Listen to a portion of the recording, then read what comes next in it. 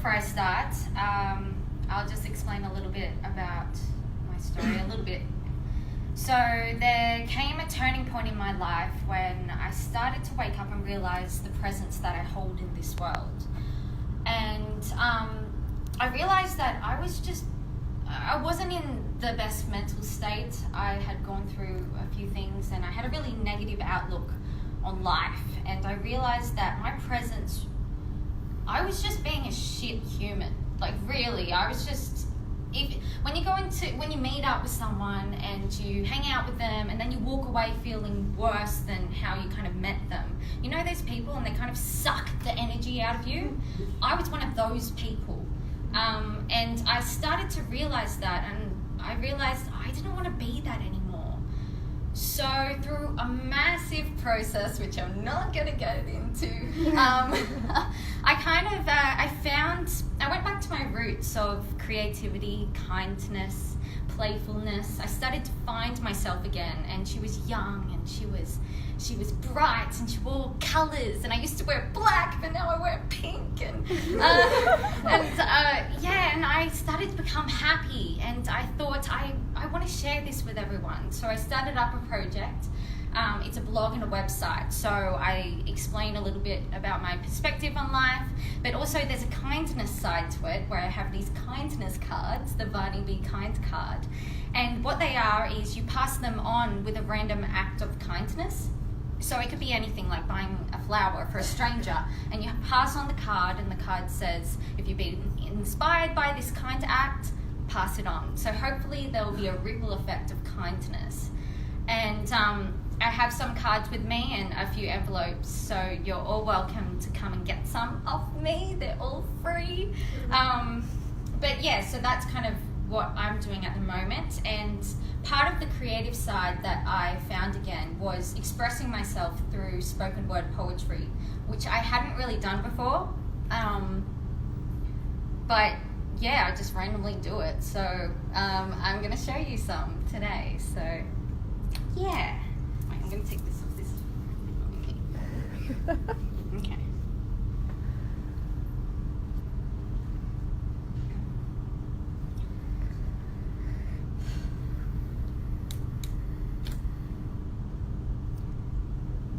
They told her not to dream because there was life to do. So she made her life a dream and became a dreamer who would do. There once was a girl, and they told her that she could be anything she wanted in the world. So she gave away everything they forced upon her, for her, and chose to be that happy girl. They didn't like that. She could tell by the way they tried to push back with be who you want to be, but not like that. See what you want to see, but stay on track. Go where the wind blows as long as you come back. Dream big dreams, get your head out of the clouds. Let your voice beam, but no, not too loud. Find your place in the world and stay there. Make your bed, little girl, and lay there. So she laid in the bed of reality, living out some dream of society, tugging on the sheets of anxiety and wrapping them around her mind. When she was young, she couldn't wait to grow up. But when the age game had begun, she couldn't wait for it to stop.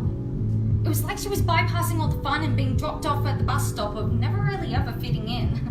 She learned at a young age that being unique was a prime target to bullying, and so it seemed that popularity would always define her worth in life, in school, and if you weren't intellectually first, then you better be fucking cool. School taught her that success was the act of memorizing a textbook's pages, then numbly regurgitating the information in eloquent plagiarized phrases in order to get the top marks, because the top kids at the top of the class were the only ones that were going to get far. Yes, school, it taught her how to compare.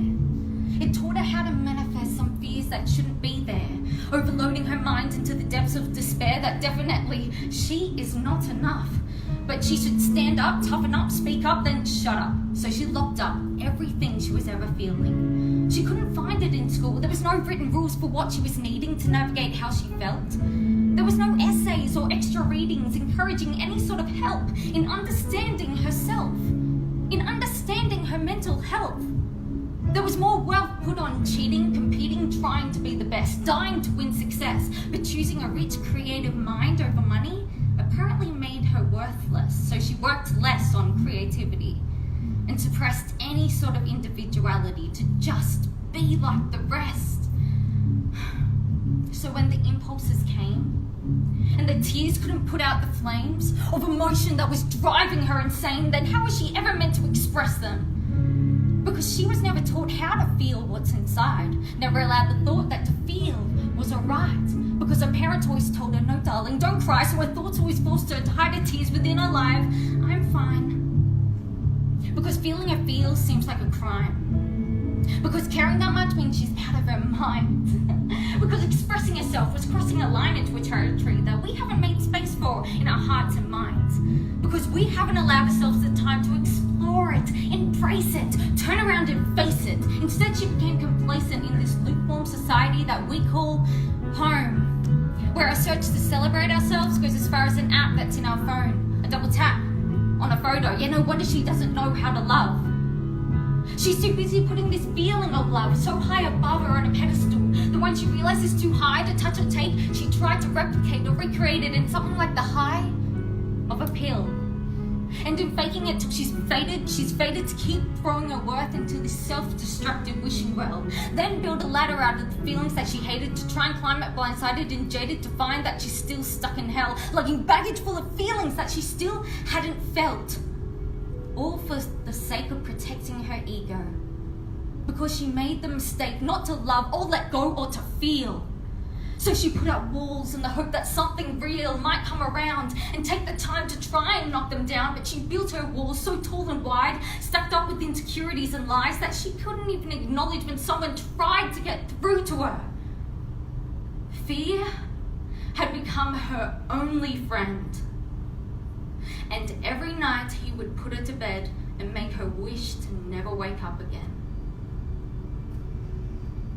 But something, a source beyond her, had made her body stay and inserted a message into her soul that maybe she was going to be okay. Then all of a sudden she woke up with a thought that maybe there was something more. Maybe there was an ocean of possibilities behind her, but she was too busy staring at the shore. Maybe the moonless sky of her past was full of stars that were always going to fall. But maybe there was a hint of light in every fallen moment, every heartbreak chosen, every promise broken, and every suicidal thought she fought to ignore. Maybe they didn't fall for nothing. It all meant something because now they were falling into alignment. And the time that she spent trying to find that exit out of this world was actually just the process towards finding the entry point to herself. And all of a sudden she was running.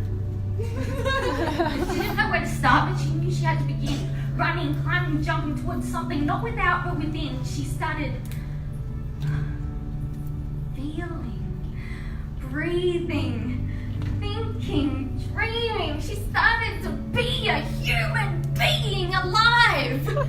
She was opening her eyes with the intention to want to look and feel just a little bit brighter, smile a bit wider, lay her mind on the world just a little bit lighter and kind of try to be happy. She wanted to light the world with her presence, remake this girl out of lessons, take back her health and count her blessings that now she had always been enough to love. Then she remembered how she forgot. She remembered how she forgot she was wild and free. She forgot how to love romantically and with a innocent curiosity. She remembered how she forgot to be kind and that compassion was the healer of our mind. But all of that was not lost. She could go back and pick up what she dropped because now she was remembering how to be happy, and she knew that she had found something, but she didn't want to change the world with it. No. She wanted everyone to change themselves for the better. That way maybe the world would change for the better organically, and everyone would want to kind of try to be happy. Everyone would want to kind of try to be a good fucking human. No, seriously. She had gone from the deepest, darkest hole to being able to see the limitless light in every fucking soul. She was a soul lover, a life lover, a risk taker, a magic maker. She called herself a dreamer, but now she was looking for the her tribe, the thinkers, the lovers, the best buds, the others. She was looking for the person sitting by your side. She was looking for the person behind you, in front of you. She was looking for you. She is you. Her name is Vani. And she is a presence that cannot be ignored. She is me. And we are the ones we have been waiting for because we are the dreamers. I wasn't. I've become. I am a dreamer. Come find me.